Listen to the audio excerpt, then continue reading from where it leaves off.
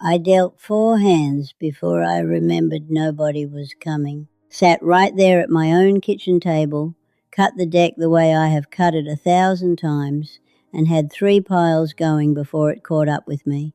There was not anybody to deal to. I am Marion Colby, 91 years old this past March, and I have been playing euchre with the same 3 women, more or less, since Gerald Ford was president. That is not something I say to sound impressive. It is just the math of it. Faye Odom, mostly. A rotating cast of 2 others depending on the decade. Health, moves. One who passed some years back and was replaced gently. The way you replace anybody in a group like that without ever quite saying so out loud. Thursday afternoons. 1 o'clock, not 1:30, not whenever somebody gets around to it. It has been 1 o'clock since before some of you reading this were born. We started at my kitchen table, actually.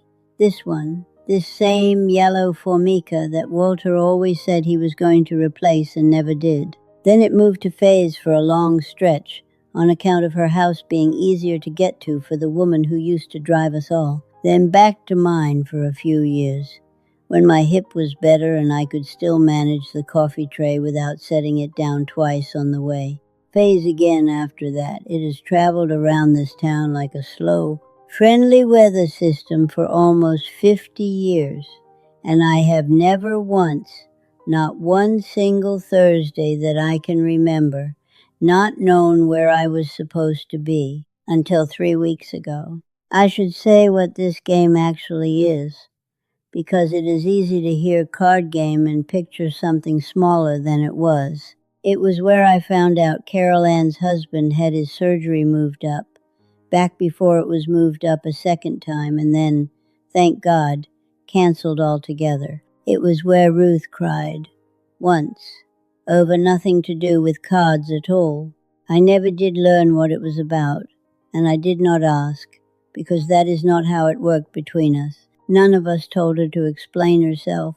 We just dealt her back in and let the game carry her the rest of the afternoon. It was where I said out loud, for the first time, about 6 weeks after Walter died, I do not know how to be in this house by myself on a Tuesday. I remember exactly where I was sitting. I remember Faye did not stop shuffling.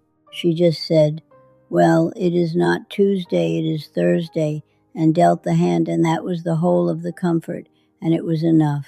It is the only standing thing left in my week that I did not build around somebody else's schedule. Not my children's visits, which come when they come. Not the pharmacy's hours. Not the girl who does my hair every 3rd Tuesday, whenever that happens to land on the calendar this month. Thursday, 1 o'clock cards. Mine, ours. There have been 4 women at that table over the years, sometimes 3, once, for a stretch after a funeral, just 2.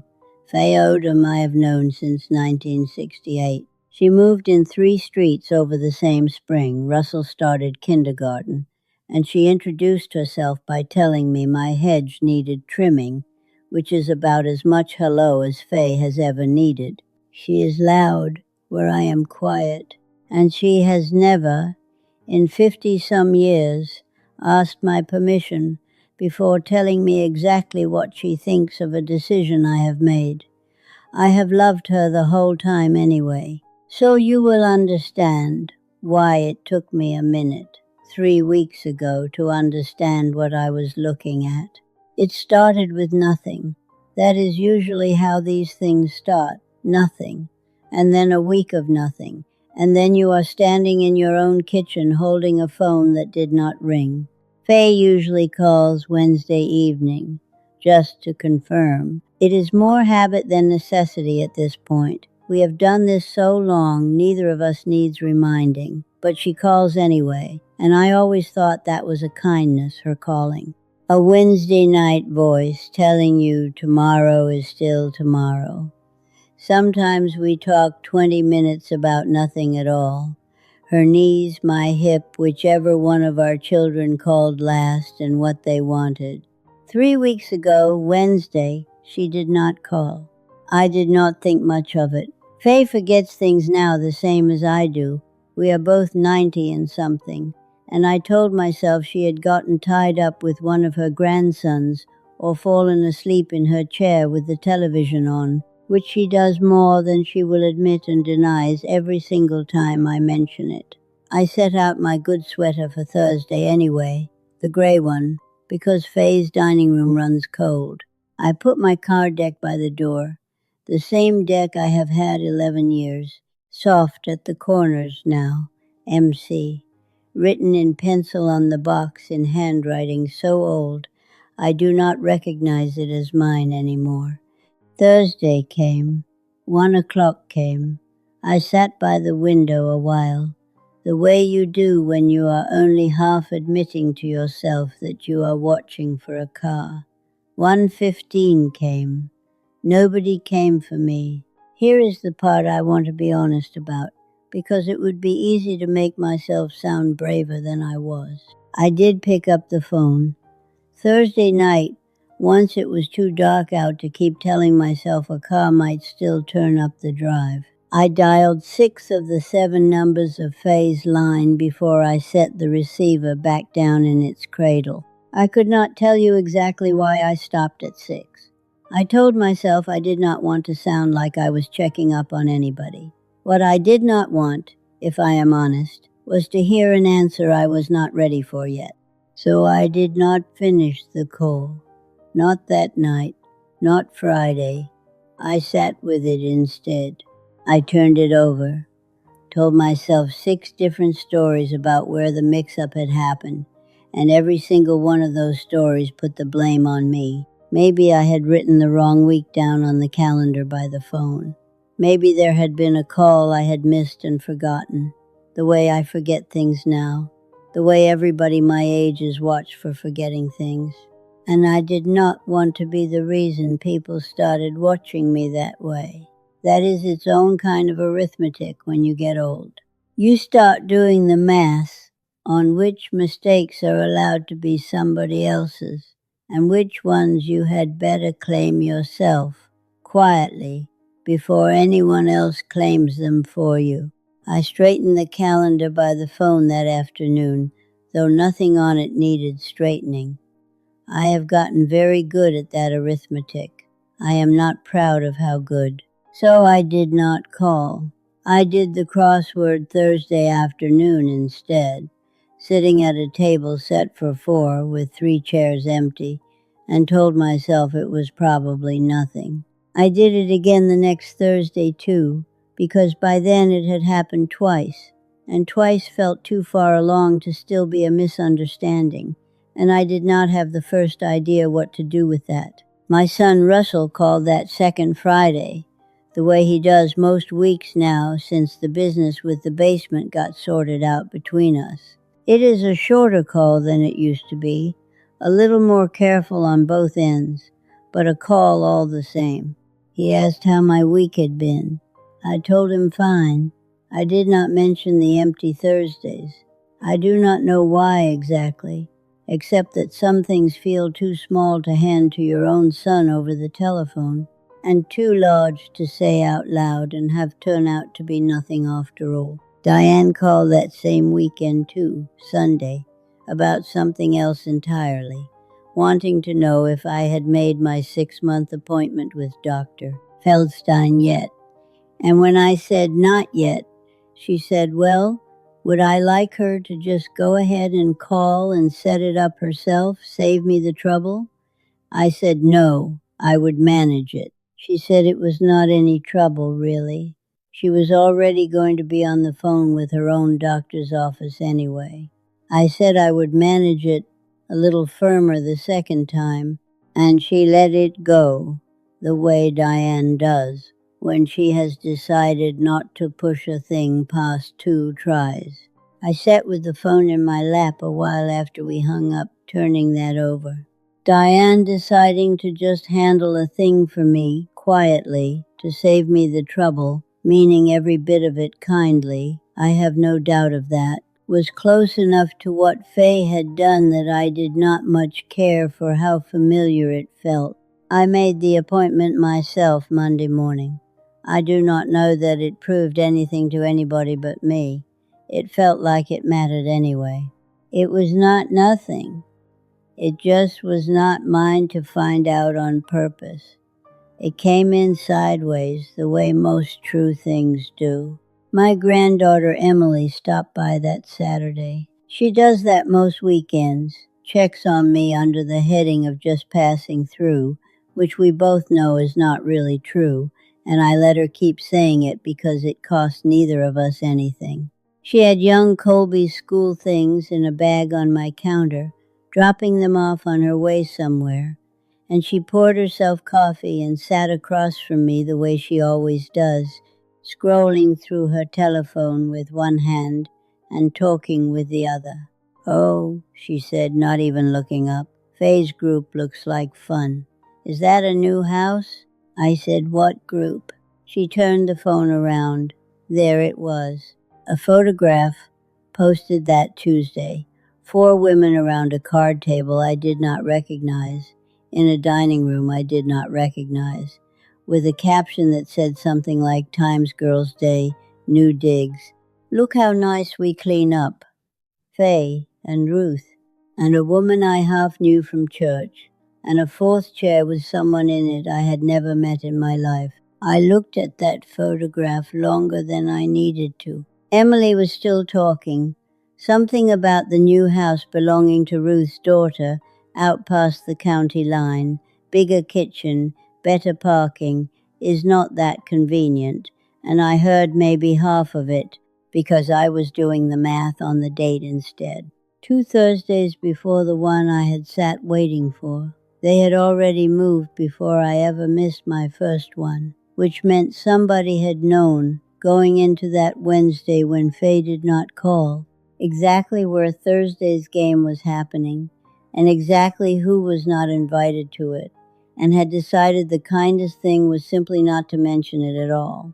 "Real steep steps out front, though," Emily said, still scrolling, not looking up, not knowing she was handing me anything at all. "Ruth said her daughter's been after her to get one of those stair lift things put in for when she is older." She laughed a little at that, the way you laugh at somebody else's someday. I did not laugh. I was thinking about my own front steps, 4 of them, that I manage every single day of my life without anybody standing over me deciding whether I can. "Mimi," Emily said, "you okay?" I said I was fine.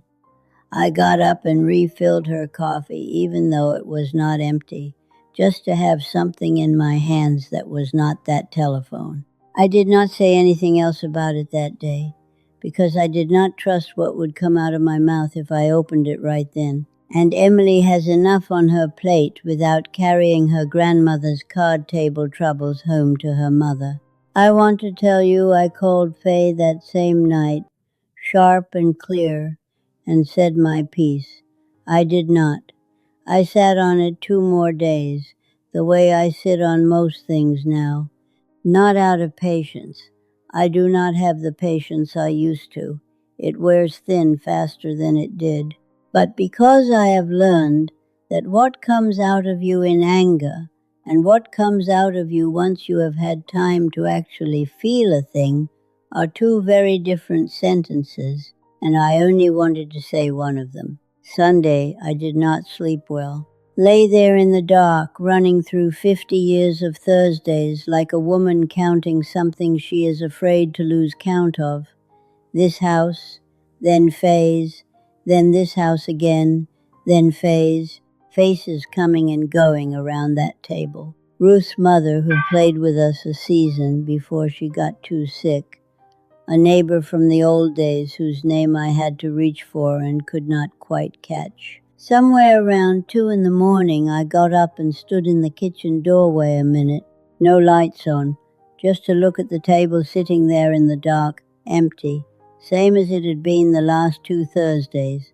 I did not turn the light on. I went back to bed. Monday I ran my errands and did not manage to think about much else the whole time I was doing it. Pharmacy, bank, the grocery, with half my mind still sitting in that dining room I had never seen, at a table I had not been asked to. I called Faye Tuesday morning, 10 o'clock, so it would not look like I had been up all night about it, even though I mostly had. She picked up on the second ring, bright as anything. "Marion, I was just thinking about you." I did not waste time getting to it. I asked her, plain, why the game had moved without me. There was a pause, not a long one. Faye does not do long pauses. She fills silence, the way some people cannot help filling a room with a lamp. But it was there, and I heard it, and I knew before she said another word that whatever came next was going to be an explanation and not an answer. "Well," she said. And there it was, her hinge word, same as mine, the word we both use right before we change direction on somebody. Ruth's daughter had the space, and it is so much easier on all of us, the parking, and Marion, I did not want to put you on the spot about the steps out there. You know how those front steps are. And I figured, "You figured," I said. "I figured somebody would loop you in." I asked her who. She did not have an answer for that. 3 weeks, 4 women, 1 telephone apiece, and not a single one of them had been the one to loop me in, because every one of them, I have to assume, had been counting on somebody else to do it. That is not a lie. Exactly. Faye never once told me something false. She just let a silence sit there long enough that it turned into an answer on its own, and she let me be the one to walk into it. "You could have called and asked me straight out whether I could manage the steps," I said. "I have managed worse steps than Ruth's daughters. I know that." "Then why did you not ask?" She did not have a clean answer for that either. She talked around it some. How busy things had gotten, how she had meant to, how she had figured with everything I already had going on with Russell and the house. She did not want to pile one more thing onto me. That last part stung worse than anything else she said, because I understood it. I have done the very same thing to people I loved, decided for them, quietly, what they had room left to carry, without ever once asking whether they wanted the deciding done for them. "I did not mean anything by it," she said toward the end, when she had run out of reasons and landed on the thing people always land on last. "You know I did not mean anything by it." "Faye," I said, 50-some years, since before either of us had a gray hair. You do not get to decide on your own which Thursday is the one I stop being part of." "I did not decide that," she said quick, like it stung her too. "Nobody decided that." "Somebody did not undecide it either," I said. 3 weeks is a long time for nobody to be in charge of a telephone. She did not have an answer for that one. I let it sit there a second, the two of us just breathing on either end of the line. 50 years of Thursdays between us, and neither one of us willing to be the first to fill the quiet with something smaller than it deserved. I told her I believed that. I did believe it, mostly still do. Meaning well and doing right are not always the same animal, though. And at 91, I have stopped pretending they are just because it is easier on the person who meant well. After I hung up, I sat at the table with the phone still warm in my hand, and I did something I am a little embarrassed to tell you. I straightened my deck of cards, squared the edges against the table 3, 4 times, the way you do with a deck that is already square, just to have something in your hands. MC in that faded pencil.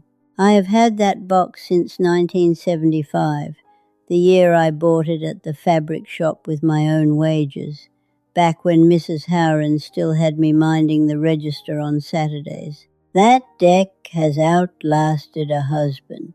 and outlasted, apparently, one Thursday afternoon arrangement I would have sworn was as permanent as this house. I did not cry. I want to be clear about that, because I know how these things get told sometimes, all trembling and tears at the kitchen table, and that was not it. What I felt was quieter, and if I am honest, a little more useful than crying would have been. I felt like somebody who had just found out she had been quietly filed under handle carefully by people who loved her, and I have never in 91 years cared much for being handled. I have watched other people get handled. I watched it happen to my own mother, near the end, everybody deciding around her instead of with her, and I swore a long time ago I would rather be wrong out loud than managed in silence. I sat with that a good while.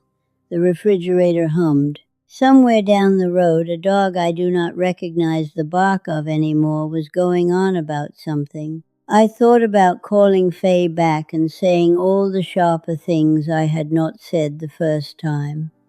I did not do that either. I have learned, the hard way, that a second call made angry rarely fixes what the first call already settled. It just gives both people something new to be sorry about. I sat a good 20 minutes with my hand on the address book before I opened it. There is a particular kind of pride that keeps a person from picking up a telephone, and I have more of it than is good for me. My mother had it worse, and I have always told people I come by mine honest, like it is a joke, when really it is just a fact I have never found a way to fix. Part of me wanted to sit in that house alone every Thursday from here to the end of my life sooner than let anybody think I had gone around scraping up a card game out of hurt feelings.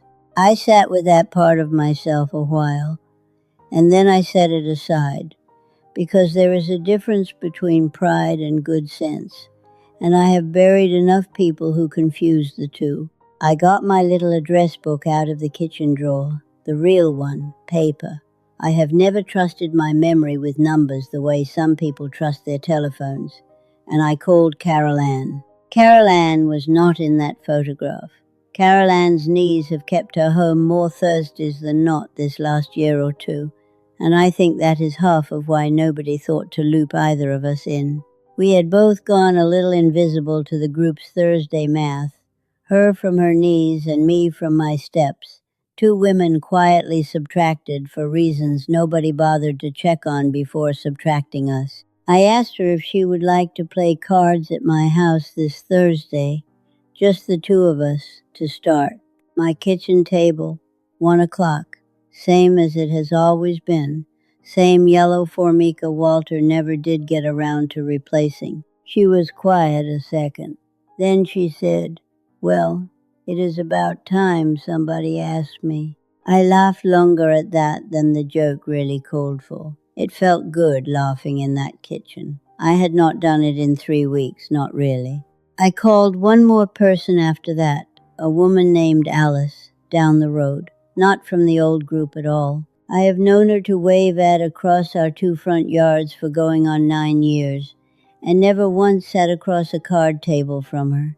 I do not know why I called her, if I am honest. Maybe because I did not want Thursday to be only 2 chairs, a quiet little consolation prize of a game. Maybe because I wanted this Thursday to be something I had built myself, start to finish, instead of something I sat by a window waiting to be let back into. She said yes before I had even finished explaining the rules of euchre to her, said her mother used to play and she had always meant to learn, and would 1 o'clock work, and did I need her to bring anything? I told her just herself. I have got cards enough for the whole street if it comes to it. So that is where I am with it. Thursday is coming. I have got my yellow Formica table wiped down twice, which is once more than it needed. 4 chairs pulled up.